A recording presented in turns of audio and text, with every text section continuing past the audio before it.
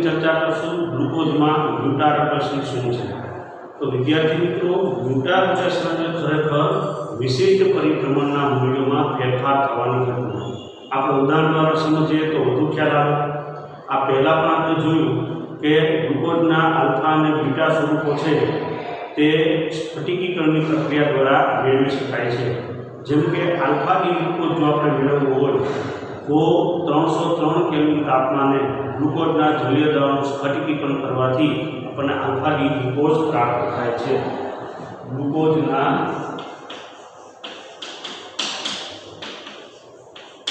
જલીય દ્રાવણનું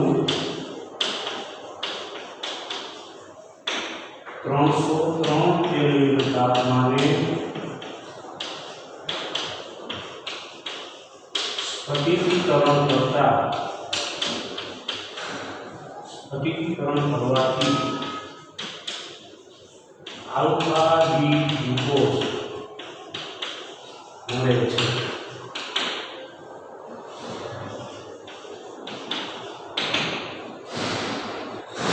આપણે જાણીએ છીએ કે ગલનબિંદુ 419 કેલ્વિન છે। તો આ આપણું આલ્ફા ડી ગ્લુકોઝ છે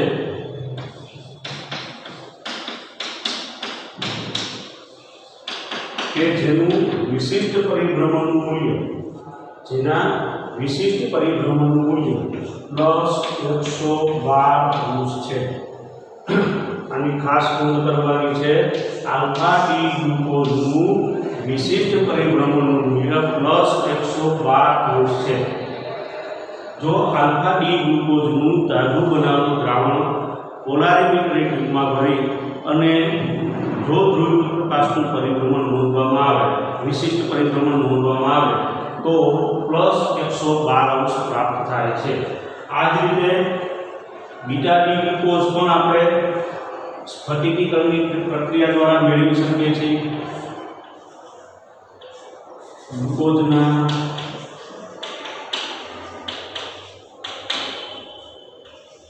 જલીય દ્રાવણને 371 કેલ્વિન તાપમાને ગરમ કરી સ્ફટિકીકરણ દ્વારા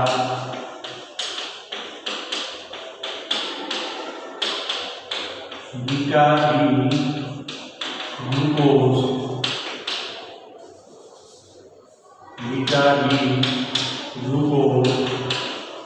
મેળવી શકાય છે।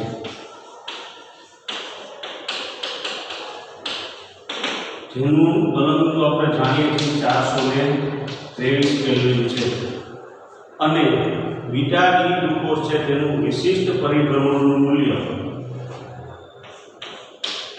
+19 છે।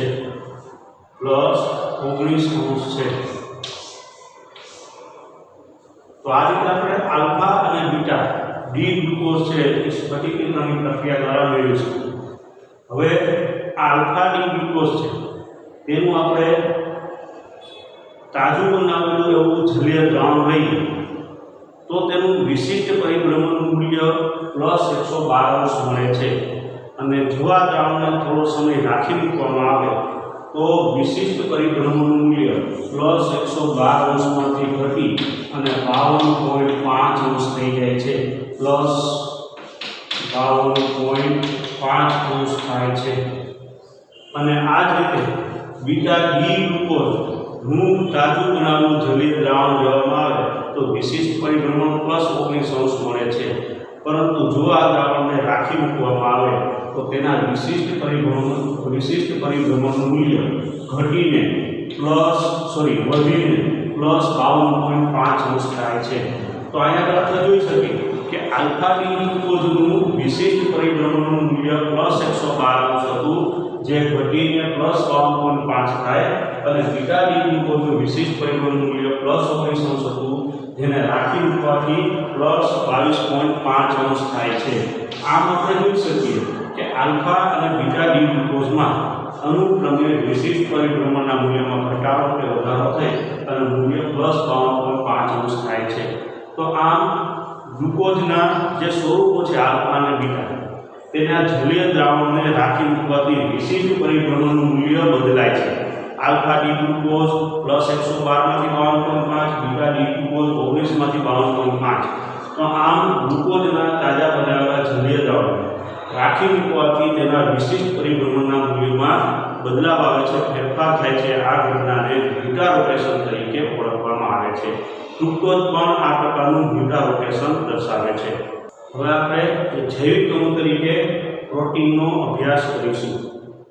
પ્રોટીનની અગત્યતાથી બધા માહિતગાર છે. બહુ જ અગત્યનો ઘટક છે. સજીવની જીવન પ્રણાલીમાં પ્રોટીનનું ખૂબ મહત્વ છે. આ ઉપરાંત સજીવ શરીરમાં એનું પ્રમાણ પણ વિશેષ હોય છે.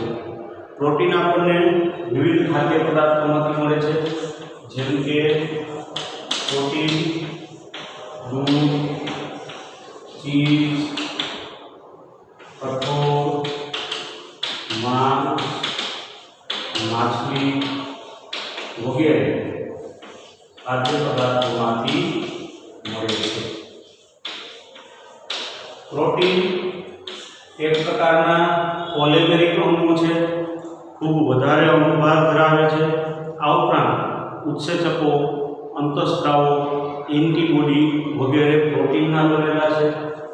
ઉત્સેચકો, અંતઃસ્ત્રાવો અને એન્ટીબોડી પ્રોટીનના બનેલા છે.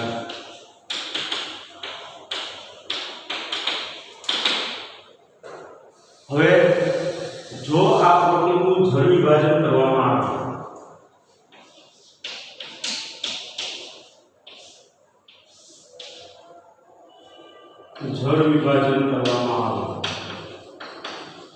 તો પેપ્ટાઇડના સંયોજનો મળે છે.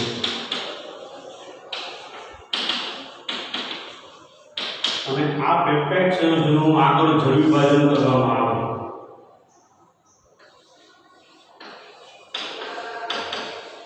તો એમિનો એસિડ મળે છે.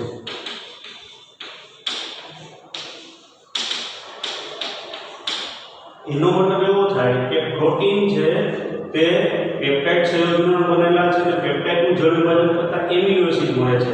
એટલે કે પ્રોટીનનો પાયાનો ઘટક છે તે એમિનો એસિડ છે. પ્રોટીન આવા વિવિધ એમિનો એસિડમાંથી બને છે. અથવા એવું પણ કહી શકીએ કે આ એમિનો એસિડ છે તેમાંથી પેપ્ટાઇડ અને પેપ્ટાઇડના સંયોજનોમાંથી અંતે પ્રોટીન બને છે. તો જો પ્રોટીનનો અભ્યાસ કરવો હોય તો તેના પાયાના ઘટક એમિનો એસિડનો પહેલા આપણે અભ્યાસ કરવો પડે. તો આપણે હવે એમિનો એસિડનો અભ્યાસ કરીશું.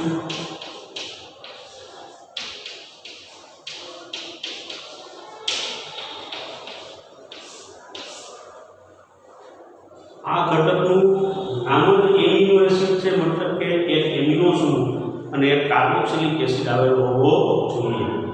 તો આ પ્રકારના જે રાસાયણિક પદાર્થો છે એમિનો અને કાર્બોક્સિલિક એસિડ ધરાવતા હોય તેને એમિનો એસિડ તરીકે ઓળખવામાં આવે છે. એમિનો એસિડનું બંધારણ કંઈક આ પ્રકારનું છે.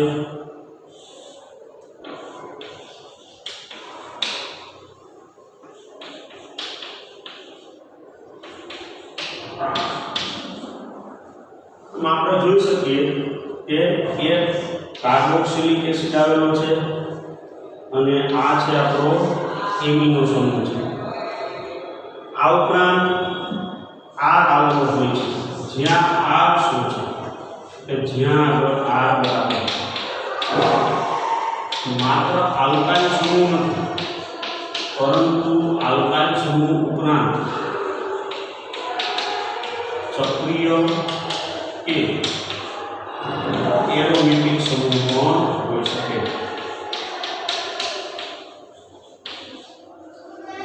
તો મિત્રો, એમિનો એસિડનું બંધારણ કંઈક આ પ્રકારનું છે, જેમાં કાર્બોક્સિલિક એસિડ એક એમિનો સમૂહ R તરીકે આલ્કાઇલ કે એરોમેટિક કે સક્રિય સંયોજન હોઈ શકે. એમિનો એસિડના પણ આલ્ફા, બીટા, ગામા એવા વિવિધ પ્રકારો છે, જેમાં કાર્બોક્સિલિક એસિડ આપણો ક્રિયાશીલ સમૂહ, ત્યાંથી આલ્ફા કાર્બન ઉપર આ આલ્ફા કાર્બન છે, આલ્ફા કાર્બન ઉપર એમિનો આમ્લ હોય તો તેને આલ્ફા એમિનો એસિડ તરીકે ઓળખવામાં આવે. આ રીતે બીટા કાર્બન ગેમા વગેરેનો પણ આપણે અભ્યાસ કરી શકીએ. આપણે આલ્ફા એમિનો એસિડનો અભ્યાસ કરવાનો છે તો કાર્બોક્સિલિક એસિડથી આલ્ફા કાર્બન પર આવેલા એમિનો સમૂહ ધરાવતા એમિનો એસિડને આલ્ફા એમિનો એસિડ તરીકે ઓળખવામાં આવે છે. આ જે એમિનો એસિડ છે તેનું રૂઢિગત નામકરણ પદ્ધતિ હાલમાં પણ આપણે સ્વીકારેલી છે. પહેલાંના સમયમાં એમિનો એસિડના ગુણધર્મો ઉપરથી તેનું નામકરણ કરવામાં આવતું, જેમ કે ગ્લાયસિન નામનું જે એમિનો એસિડ છે તે સ્વાદે ગળ્યો છે અને ગ્લાયકોઝ તેના ઉપરથી એનો અર્થ થાય છે ગળ્યો સ્વાદ, તેના ઉપરથી ગ્લાયસિન એવો શબ્દ અસ્તિત્વમાં આવ્યો. આ ઉપરાંત ટાયરોસિન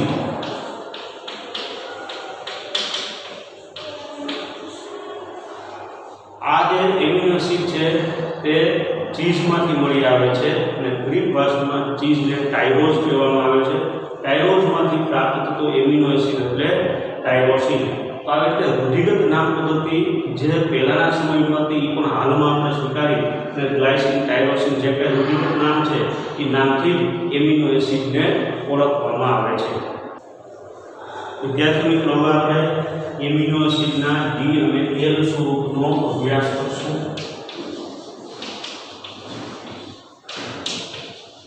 એમિનો એસિડના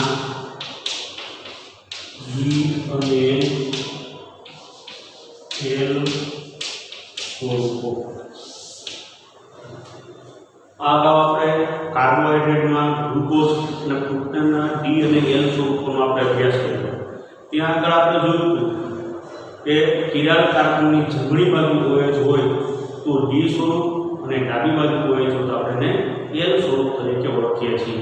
એટલે કે કિરાલ કાર્બનના OH કિરાલ કાર્બનની જમણી કે ડાબી બાજુ આવેલા OH ઉપરથી આપણે ડી અને એલ સ્વરૂપો નક્કી કર્યા હતા. એ જ રીતે અહીંયા આગળ એમિનો એસિડમાં પણ કિરાલ કાર્બન પરથી આપણે એમિનો એસિડના ડી અને એલ સ્વરૂપો નક્કી કરશું. જો કિરાલ કાર્બનની જમણી બાજુ NH2 હોય તો ડી સ્વરૂપ અને ડાબી બાજુ જો NH2 હોય તો એલ સ્વરૂપ તરીકે ઓળખવામાં આવે છે. પણ પહેલાં આપણે એમિનો એસિડ છે એનું ફિશર પ્રક્ષેપ સૂત્રમાં કઈ રીતે નિરૂપણ થાય છે એ જોઈ લઈએ.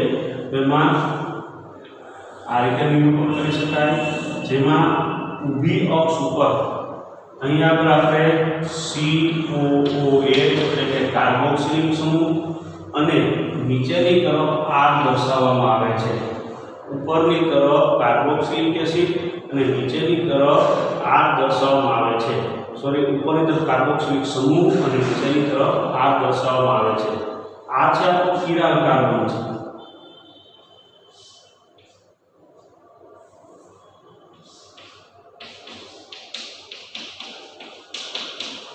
આપણો કિરાલ કાર્બન છે. તેની જમણી બાજુ જો આપણે NH2 દર્શાવશું તો આ ડી સ્વરૂપ થશે. બાકી જો એ છે આપણે દર્શાવી દઈએ તો આ જે આપણે બંધારણ દર્શાવવાનું છે તે ડી એમિનો એસિડનું બંધારણ છે.